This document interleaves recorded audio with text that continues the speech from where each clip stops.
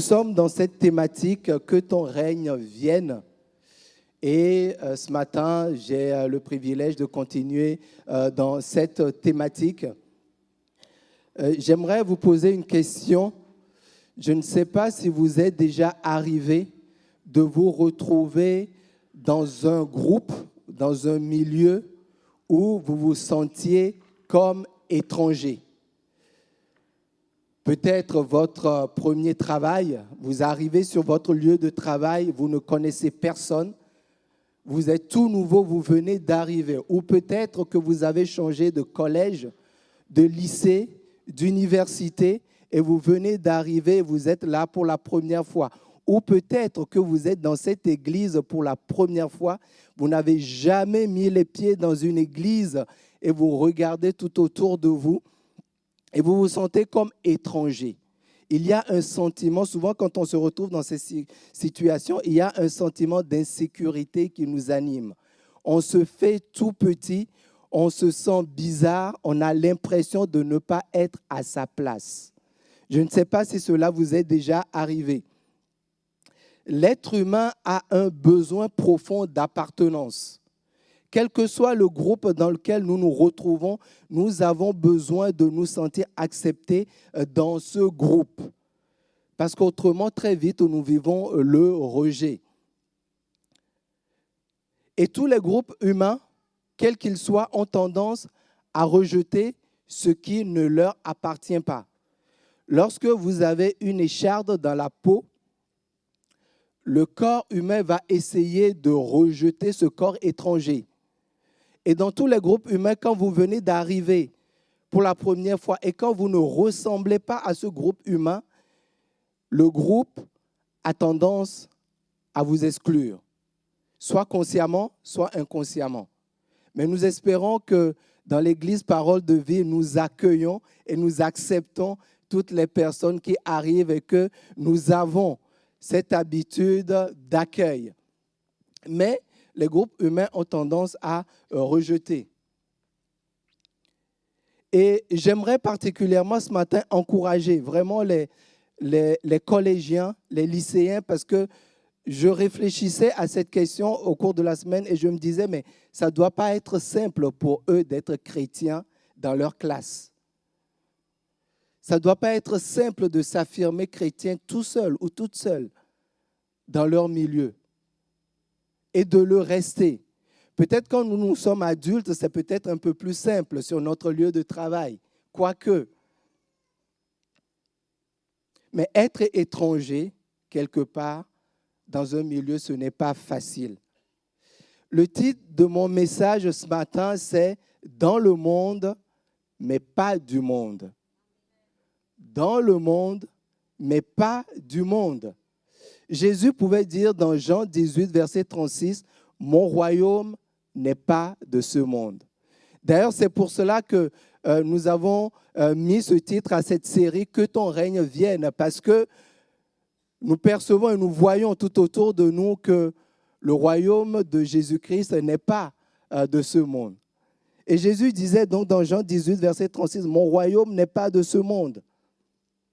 Répondit Jésus, « Si mon royaume était de ce monde, mes serviteurs auraient combattu pour moi, afin que je ne fusse pas livré aux Juifs, mais maintenant mon royaume n'est pas d'ici-bas. » Et c'est vrai que le royaume de Jésus-Christ n'est pas de ce monde.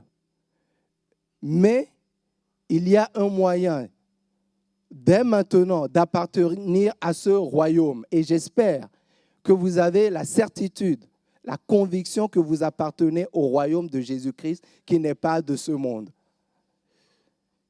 Le seul moyen d'appartenir au royaume de Jésus-Christ, c'est la nouvelle naissance. C'est de donner sa vie à Jésus-Christ. C'est de faire la paix avec Jésus-Christ. Ça passe par la repentance. Et Jésus disait, il faut que vous naissiez de nouveau. Ce qui est né de la chair est chair et ce qui est né de l'esprit est esprit. Il faut que vous naissiez de nouveau. Il n'a pas dit qu'il faut que vous mettiez les pieds dans une église. Il n'a pas dit qu'il faut que vous fréquentiez une assemblée pendant des années. Il n'a pas dit qu'il faut que vous soyez dans un service. Il n'a pas dit qu'il faut que vous ayez une bonne moralité. Il faut que vous naissiez de nouveau. Et nous sommes remplis de joie à chaque fois que quelqu'un naît de nouveau, parce que nous savons que cette personne appartient au royaume de Dieu. Et comment est-ce qu'on naît de nouveau? Très rapidement, prise de conscience de son péché. Reconnaître que je suis pécheur. Il y a une souffrance de cet état de péché. Quand on est conscient de son état de péché, il y a une souffrance, il y a comme un désir d'être changé, d'être transformé. Et on cherche à gauche et à droite. Il y a parfois certaines personnes qui cherchent dans toutes les religions. J'avais un ami, quand il a eu cette prise de conscience de péché, il a cherché dans l'islam, il a cherché dans le bouddhisme, il a cherché dans la philosophie, il a cherché dans la musique. Il cherchait la paix. Mais la paix a un nom, c'est Jésus-Christ. Et quand il a trouvé Jésus-Christ, il a confessé ses péchés, il a donné sa vie à Jésus-Christ et il s'est réconcilié avec son Dieu. Et la Bible nous dit qu'à partir de ce moment-là, nous sommes transportés du royaume des ténèbres dans le royaume de Dieu. Colossiens 1, versets 12 à 14. Rendez grâce au Père qui vous a rendu capable d'avoir part à l'héritage des saints dans la lumière, qui nous a délivrés de la puissance des ténèbres et nous a transportés dans le royaume du Fils de son amour, en qui nous avons la rédemption, la rémission des péchés. Et bien aimés, quand nous appartenons au royaume de Jésus-Christ, nous devons avoir cette assurance que nous appartenons au royaume de Dieu par la nouvelle naissance. Il n'y a pas besoin, à chaque fois qu'on fait un appel à la nouvelle naissance, de s'avancer quand vous êtes né de nouveau. On ne naît qu'une seule fois dans sa vie. Ce n'est pas parce que vous avez commis un péché qu'il faut que vous naissiez de nouveau. Il faut juste confesser ses péchés et continuer sa marche. Mais lorsque nous naissons de nouveau, nous appartenons au royaume de Dieu. Mais, comme nous le disions au début, le royaume de Jésus-Christ n'est pas de ce monde. Et quand on est de nouveau et quand on appartient au royaume de Dieu, il y a un dilemme. C'est que nous sommes dans ce monde, mais nous ne sommes pas du monde. Et comment le vivre? Comment vivre ce dilemme? Comment vivre ce paradoxe au quotidien, tous les jours, tout le temps? Je suis dans le monde, mais je ne suis pas du monde. Et Jésus pouvait dire dans Jean 17 au verset 18, « Comme tu m'as envoyé dans le monde, je les ai aussi envoyés dans le monde. » Aucun de nous, lorsque nous sommes nés de nouveau, nous nous sommes retrouvés au ciel tout de suite après. Nous continuons à vivre dans ce monde. Peut-être que nous aurions aimé que Dieu crée un pays spécifiquement dédié aux chrétiens. Qui a déjà rêvé de cela? Il n'y aurait que des chrétiens dans les supermarchés, au travail, à l'hôpital, sur la route, des policiers chrétiens, des gendarmes chrétiens, des médecins chrétiens, des chrétiens partout. Un pays qui s'appellerait Chrétienland. Mais ce n'est pas le cas. Nous sommes dans le monde. Nous sommes dans le monde avec toutes ces contraintes. Nous n'avons pas une langue différente pour communiquer, quand bien même nous pouvons être baptisés dans le Saint-Esprit. Je suis né de nouveau, mais je continue à parler français. Je continue à parler ma langue maternelle. J'ai quelques expressions en anglais quand il le faut. Je suis né de nouveau, mais mes moyens de vie et la manière dont je vis n'est pas différente de ceux qui ne sont pas nés de nouveau. Pour venir ici ce matin, j'ai pris la voiture comme tout le monde. Je prends l'avion, je prends le tram. Je suis dans le monde. J'utilise un téléphone portable comme tout le monde, la technologie comme tout le monde. J'envoie des mails. Ce n'est pas parce que je suis né de nouveau, ce n'est pas parce que je suis en face d'un frère ou d'une sœur que je peux communiquer par l'esprit sans parler avec la personne. On est d'accord? On est dans le monde. Il faut travailler. Ce n'est pas parce que je suis né de nouveau que la manne tombe du ciel. L'homme mangera à la sueur de son front. C'est toujours d'actualité. Et quand Satan a voulu inciter Jésus à transformer la pierre en pain, Jésus lui a dit non, ce n'est pas ça qui est écrit. Jésus lui-même s'est soumis à certaines contraintes du monde.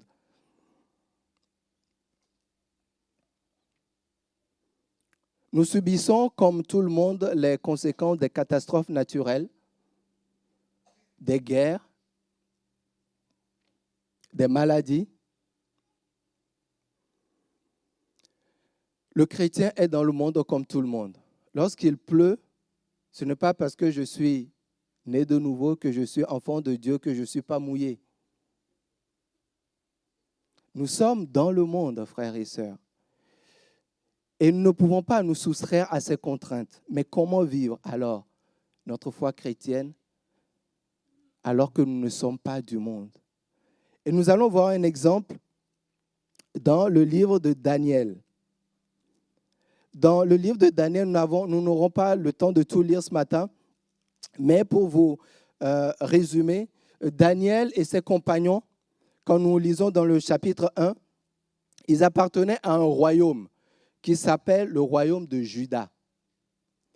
Et la Bible nous dit que ce royaume a été livré à un roi, Nabuchodonosor, qui appartenait à un royaume plus grand, plus puissant, qui était le royaume de Babylone. Et donc, Daniel et ses compagnons ont été déportés de leur royaume d'origine, Juda, et ils ont été amenés dans un autre royaume qui s'appelle Babylone. Et là, ils se sont retrouvés dans le même dilemme que vous et moi. Ils étaient d'un autre royaume, mais ils habitaient dans le royaume de Babylone. Et nous allons voir comment est-ce que ils ont vécu et ils se sont comportés pour en tirer des applications. Et déjà, nous voyons dès le chapitre 1 que le roi de Babylone avait émis quelques règles, quelques principes. Il voulait les soumettre à son éducation, à sa science, et il leur a imposé de manger ses propres repas. Alors que Daniel et ses compagnons appartenaient au royaume de Juda. Et dans le royaume de Juda, il n'était pas permis de se souiller avec des repas qui ont été sacrifiés à des idoles. Et là, Daniel a dû prendre position parce qu'il était d'un autre royaume.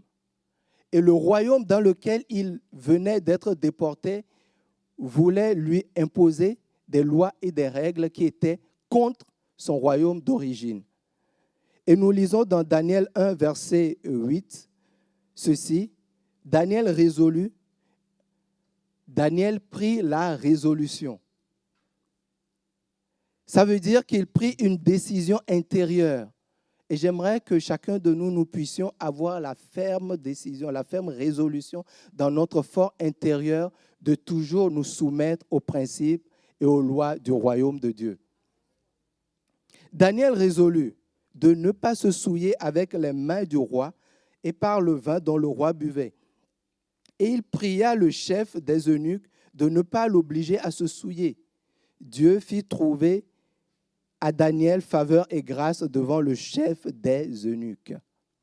Je remarque dans ce verset que Daniel a voulu se soumettre aux autorités de Babylone, mais dans la limite de ce que Dieu lui demandait. Nous avons à nous soumettre aux autorités du monde dans lequel nous nous trouvons, parce que la Bible dit que les autorités ont été données pour l'ordre, mais dans la limite des principes et des lois de Dieu. Et nous devons les connaître. Et dès à présent, nous devons prendre la résolution. Seigneur, permets-moi dans mon travail, au collège, au lycée, dans n'importe quel groupe humain dans lequel je me retrouverai, aide-moi à ne jamais me souiller, à ne jamais m'aligner sur les principes du monde. Lorsque nous donnons notre vie au Seigneur Jésus-Christ, notre position est en Christ. Nous sommes en Christ. Celui qui est en Christ est une nouvelle créature. Et quand nous sommes en Christ, nous avons la même position que Jésus-Christ avait quand il était dans le monde. Nous serons traités de la même manière que Jésus-Christ a été traité. Nous serons accueillis comme Jésus a été accueilli. Nous sommes en Christ. Et quand nous lisons les évangiles, nous voyons comment Jésus était dans le monde. Quel rapport il avait avec les gens du monde. D'un côté, Jésus était avec les pécheurs. D'un côté, il était avec les prostituées. D'un côté, il créait les ponts avec les malheureux. Il guérissait les malades. Nous avons cette position dans le monde. La Bible nous dit que nous sommes la lumière du monde. Vous êtes la lumière dans votre lieu, dans votre environnement. Vous êtes la lumière. Ce n'est pas une question de connaissance, ce n'est pas une question de culture générale. Vous êtes nés de nouveau, vous appartenez à un royaume différent. Nous appartenons à un royaume différent. Nous sommes la lumière du monde. Et donc, Daniel s'était positionné. Donc, comment être dans le monde sans être du monde? Se positionner d'abord dans son cœur. Je ne me souillerai avec rien du monde. Mais je reste ouvert pour servir les personnes autour de moi, pour être un instrument efficace entre les mains de Dieu. Notre position est liée à celle de Christ. Et Jésus pouvait dire dans Jean 17, verset 16, « Ils ne sont pas du monde comme moi, je ne suis pas du monde. » Notre sort sera similaire à celui de Jésus-Christ. Parce que nous sommes en Christ. Le serviteur n'est pas plus grand que le maître. Le serviteur n'est pas plus grand que le maître. Si nous nous abusons et que nous croyons que le monde nous traitera différemment qu'il a traité Jésus-Christ, nous ne sommes pas prêts à nous positionner dans ce monde. Nous avons à être la lumière, certes. Nous avons à servir. Mais comme ils ont rejeté Jésus-Christ, ils nous rejetteront. Personne ne dit Amen. Mais c'est la parole de Dieu. Mon royaume n'est pas de ce monde, frères et sœurs.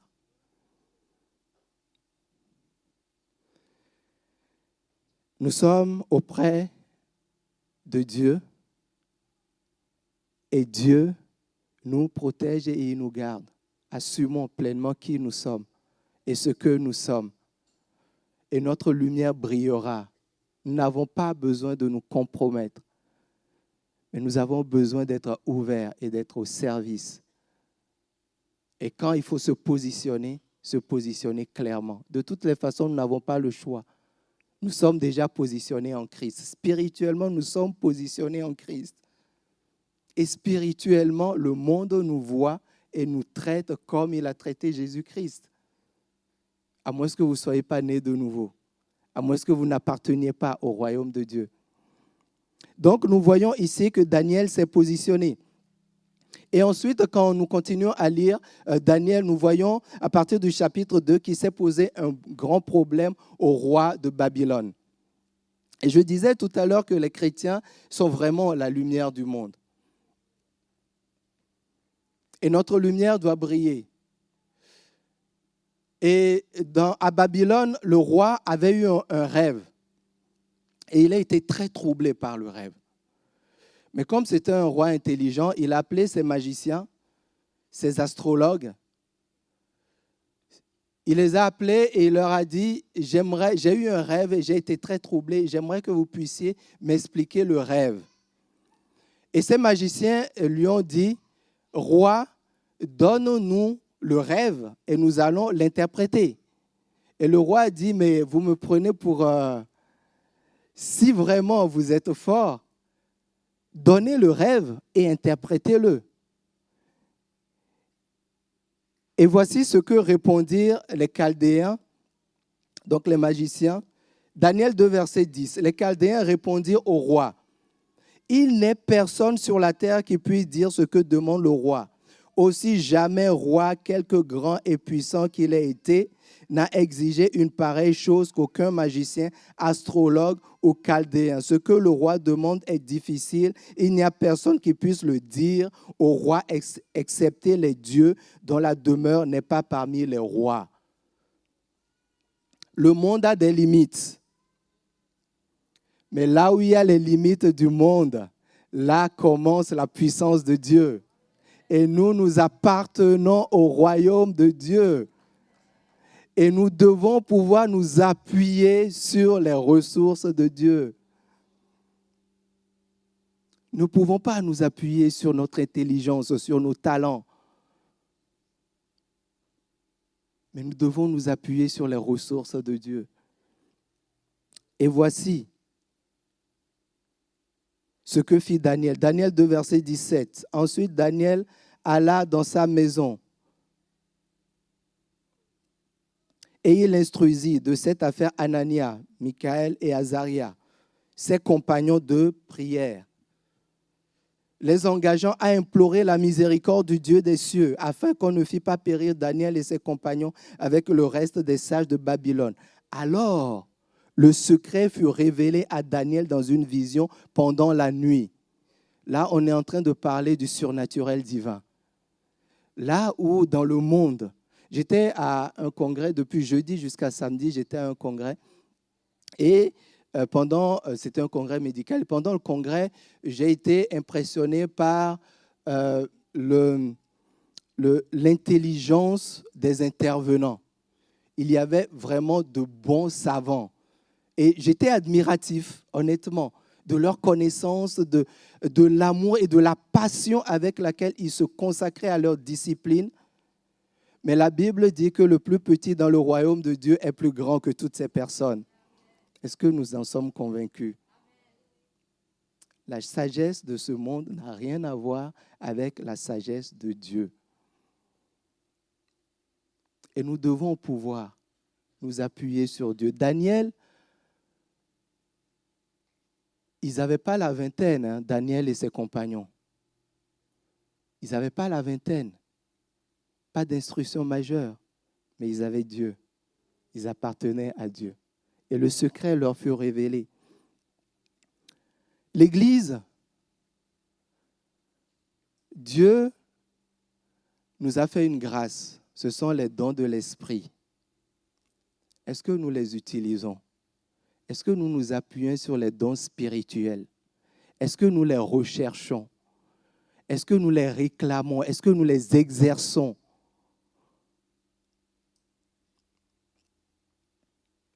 Après cela, dit le Seigneur, je répandrai mon esprit sur toute chair. Vos fils et vos filles prophétiseront. Vos vieillards auront des songes et vos jeunes gens des visions. Même sur les serviteurs et sur les servantes. Là, il n'est pas dit les pasteurs. Même sur les serviteurs et sur les servantes. Les fils et les filles, les vieillards, les jeunes gens. Dans ces jours-là, je répandrai mon esprit.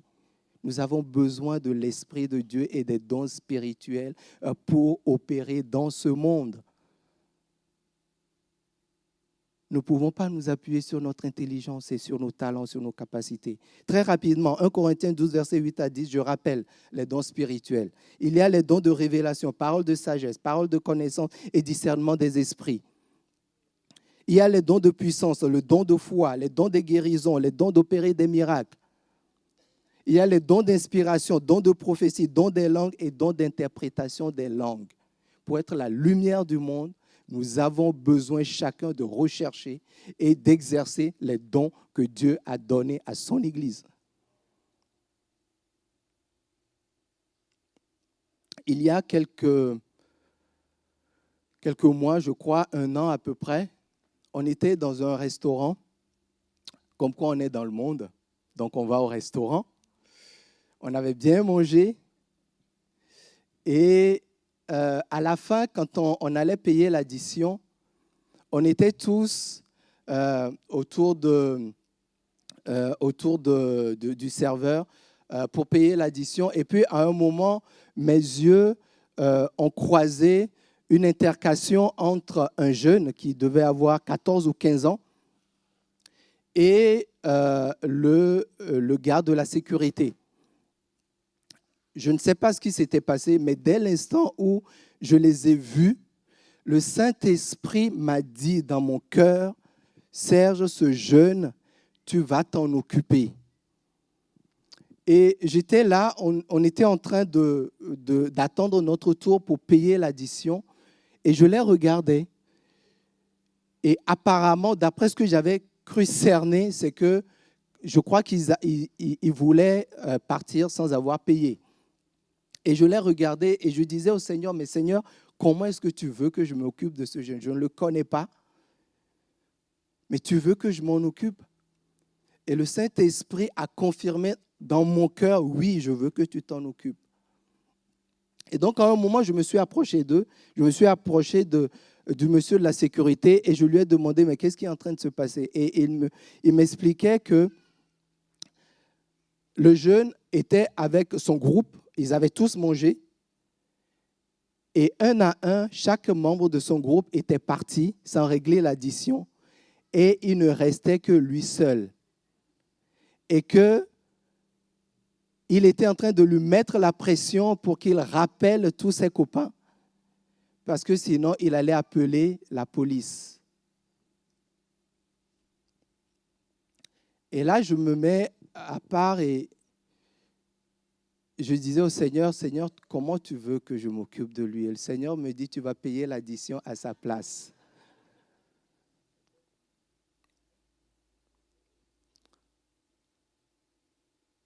Au départ, je m'étais dit, OK, j'ai très vite fait le calcul dans ma tête qu'il était seul et que je vais payer son addition, 25 €. Et quand je me suis approché de la sécurité, il m'a dit qu'en fait, ils étaient 4. Et les 4 n'ont pas payé l'addition. Et là, tout de suite, je me suis dit, Seigneur, tu es sûr de ton histoire? 4 fois 25, ça fait 100. Nous sommes dans le monde, mais nous ne sommes pas du monde. Jusqu'où nous sommes prêts à aller pour être la lumière du monde, pour être au service du royaume de Dieu. Et donc, à un moment, j'ai pris la décision d'obéir à Dieu. Et j'ai pris le jeune de 14 ans et je l'ai regardé dans les yeux et je lui ai dit, écoute, je suis pasteur. Je ne sais pas les plans que Dieu a pour ta vie, mais sache que Dieu te donne une occasion unique dans ta vie de te réconcilier avec lui. Je vais payer à ta place, mais c'est parce que Dieu t'aime et Dieu t'appelle. Dieu veut que tu changes ta vie et cette opportunité ne te sera jamais plus redonnée. Est-ce que tu me comprends? Il me regardait, il ne comprenait pas grand-chose, mais il m'a dit oui, j'ai compris. Et j'ai payé. Et il est parti. Je crois que 2 dimanches après, la maman du jeune homme et le jeune homme sont venus dans cette église parce que la maman était impressionnée. La maman ne comprenait pas ce qui s'était passé. Nous avons besoin du surnaturel de Dieu pour attirer les gens du monde. Ce n'est pas par la sagesse, frères et sœurs. Nous avons besoin d'entendre le Saint-Esprit nous parler. Nous avons besoin d'obéir au Saint-Esprit, quel que soit ce que cela nous coûte. Paul pouvait dire, toutes ces choses, je les regarde comme une perte à cause de l'excellence de la connaissance de Dieu. Paul était l'équivalent d'un double ou triple doctorant dans son époque. Il avait la science et la sagesse. Mais il disait qu'à cause de la connaissance de Jésus-Christ, toutes ces choses, je les regarde comme une perte. Comme des ordures, dit la traduction. Parce que je veux chercher Christ. Donc les dons spirituels, la sensibilité au Saint-Esprit et l'obéissance au Saint-Esprit. Et puis plus tard, toujours dans le livre de Daniel, Daniel 3,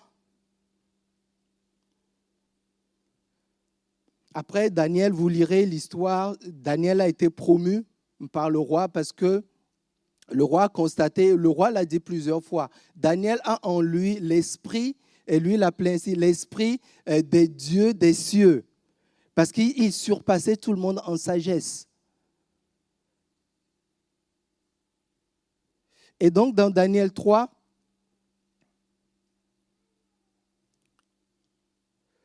le problème qui s'est posé, c'est que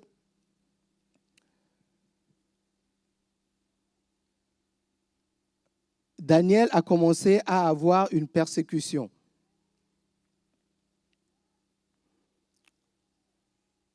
Et il a fallu encore une fois que Daniel se positionne. Et dans Daniel 3, verset 17, face à la pression, Daniel a répondu ceci avec ses compagnons, à partir du verset 16. Notre roi, il n'est pas nécessaire de te répondre là-dessus. Notre Dieu, celui que nous servons, est capable de nous délivrer de cette fournaise et de ton pouvoir. Et il nous délivrera, notre roi. Même s'il ne le fait pas, tu dois savoir ceci, notre roi, nous ne servirons pas tes dieux et nous n'adorerons pas la statue d'or que tu as fait dresser. Le roi avait dressé une statue d'or. Et là encore, nous ne sommes pas du monde, mais nous sommes dans le monde. Daniel était à Babylone. Il était soumis aux règles et aux lois de Babylone. Sauf que le roi de Babylone avait dressé une statue d'or et il incitait toute sa population à l'idolâtrie. Rappelez-vous, Daniel avait une position sociale à cette époque très élevée. Mais, comme il avait résolu dans son cœur de ne jamais se souiller, Daniel a dû encore se positionner. Et il a refusé d'adorer la statue d'or. Et le roi s'est mis en colère. Et la persécution a commencé. Je crois que dans notre environnement et dans toutes les sphères de notre vie, nous risquons, si nous nous positionnons pour Dieu, d'être persécutés. Mais sachons rester fidèles dans la persécution. Daniel a dit au roi Nabuchodonosor, notre Dieu, celui que nous servons, est capable de nous délivrer de toute persécution. Et même s'il ne le fait pas, même si Dieu n'intervient pas, comme notre royaume est dans les cieux, que nous mourions ou que nous vivions, ça n'a pas d'importance. Et même s'il ne le fait pas, dans tous les cas, nous n'allons pas nous prosterner devant toi, devant ta statue. Quelle résolution, quelle force intérieure. Jean 15, verset 18 à verset 20. Si le monde vous hait, sachez qu'il m'a haï avant vous. Si vous étiez du monde, le monde aimerait ce qui serait sien. Mais parce que vous n'êtes pas du monde, mais que moi je vous ai choisi du monde, à cause de cela, le monde vous hait. Souvenez-vous de la parole que moi je vous ai dite. L'esclave n'est pas plus grand que son maître. S'ils m'ont persécuté, ils vous persécuteront aussi. S'ils ont gardé ma parole, ils garderont aussi la vôtre.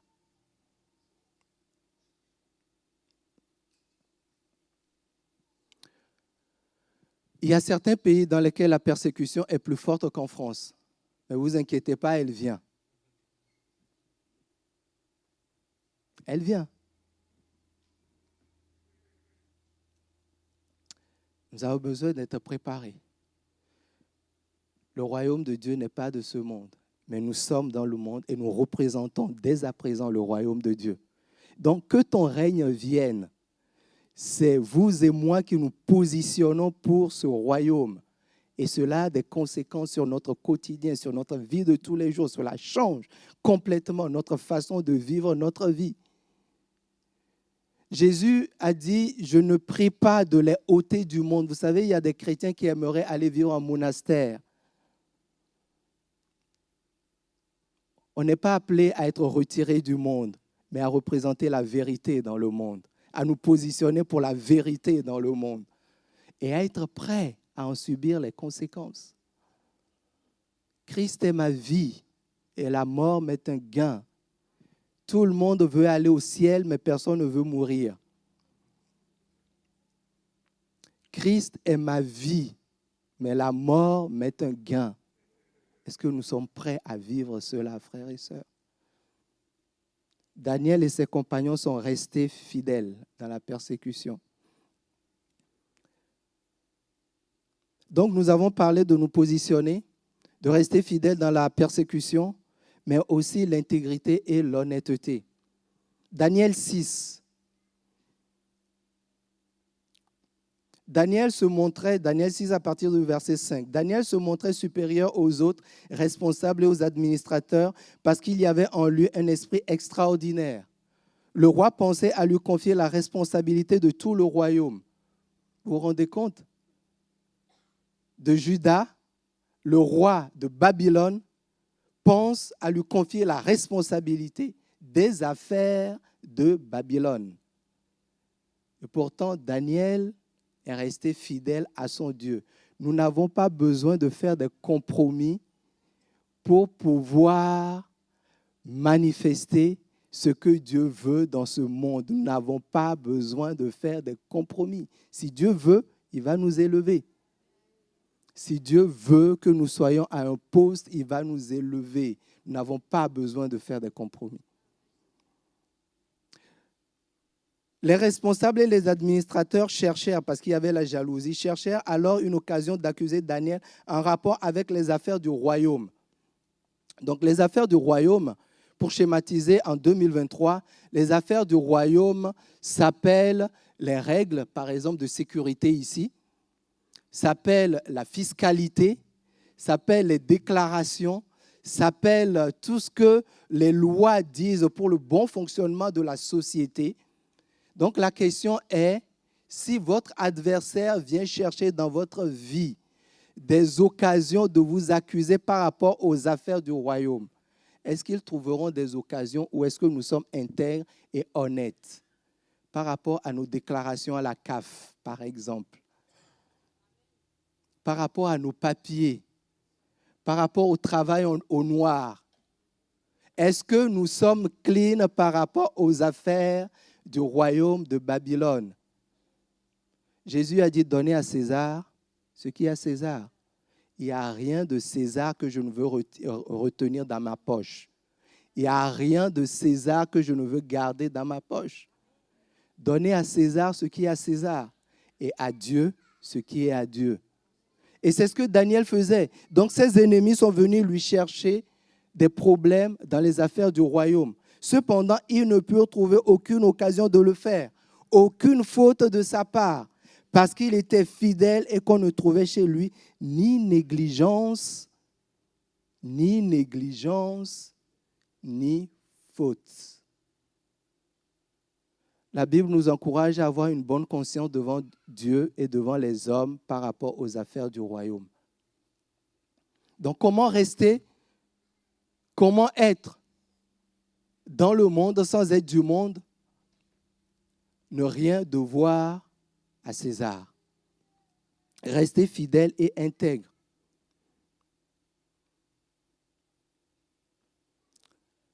Que Dieu nous aide, frères et sœurs, à nous positionner. Que Dieu nous aide à persévérer dans la persécution. Alors, ça peut prendre la forme de moquerie, ça peut prendre la forme de rejet, ça peut prendre la forme d'injustice dans le milieu où nous sommes, mais que Dieu nous aide. Il y a cette promesse, Jean 16, verset 33. Il fallait que je vous dise aussi cela pour que vous trouviez la paix en moi. Dans le monde, vous aurez à souffrir bien des afflictions, mais courage. Et c'est ce que j'adresse à l'Église ce matin. Prenez courage, restez fidèles, tenez ferme. Jésus a dit, j'ai vaincu le monde. Prenez courage. Jésus a traversé ce monde et il a vaincu déjà. Et nous sommes plus que vainqueurs par lui. Vous, petits enfants, 1 Jean 4, verset 4, vous êtes de Dieu et vous les avez vaincus. Parce que celui qui est en vous est plus grand que celui qui est dans le monde. Est-ce que nous le croyons? Est-ce que nous voulons continuer à nous positionner pour le royaume de Dieu? Celui qui est en nous est plus grand que celui qui est dans le monde. Même le plus petit, même la personne qui vient de donner sa vie à Jésus-Christ, celui qui est en lui est plus grand que celui qui est dans le monde.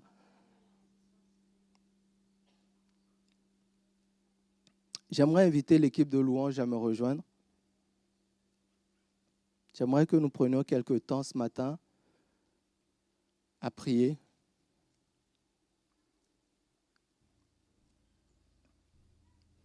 Je crois vraiment que nous avons à chercher les dons du Saint-Esprit. Je crois vraiment que nous avons à nous positionner comme la lumière du monde. Je crois vraiment que dans notre caractère, dans notre attitude, dans notre façon de gérer les affaires de ce monde, nous devons d'être exemplaires.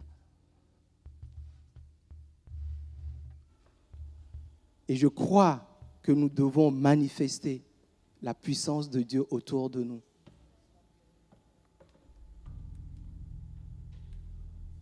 J'aimerais terminer par ce verset de Romains 8, verset 31. Que dirions-nous donc? Écoutez-moi bien. Écoutez-moi bien. Romains 8, verset 31. Que dirions-nous donc à l'égard de ces choses? À l'égard des choses du monde. Que dirions-nous donc à l'égard de tout ce qui nous entoure? Toutes ces choses du monde. Que dirions-nous donc? Si Dieu est pour nous, qui sera contre nous? Lui qui n'a point épargné son propre Fils, mais qui l'a livré pour nous tous, comment ne donnera-t-il pas aussi toutes choses avec lui? Qui accusera les élus? Qui vous accusera? Qui nous accusera? C'est Dieu qui nous justifie. Qui nous condamnera? Christ est mort, bien plus, il est ressuscité. Il est à la droite de Dieu et il intercède pour nous, bien-aimés, quels que soient les problèmes, les difficultés, les attaques, les moqueries que tu subis. Christ, en ce moment, permanemment, intercède pour toi, pour que ta foi ne défaille pas, pour que tu restes ferme, que tu restes fidèle. Qui nous séparera de l'amour de Christ? Sera-ce la tribulation? Ou l'angoisse? Ou la persécution? Ou la faim? Ou la nudité? Ou le péril? Ou l'épée? Selon qu'il est écrit, c'est à cause de toi qu'on nous met à mort tout le jour, qu'on nous regarde comme des brebis destinées à la boucherie. Mais dans toutes ces choses, j'aime bien toutes, il n'y a pas d'exception. Mais dans toutes ces choses, nous sommes plus que vainqueurs par celui qui nous a aimés.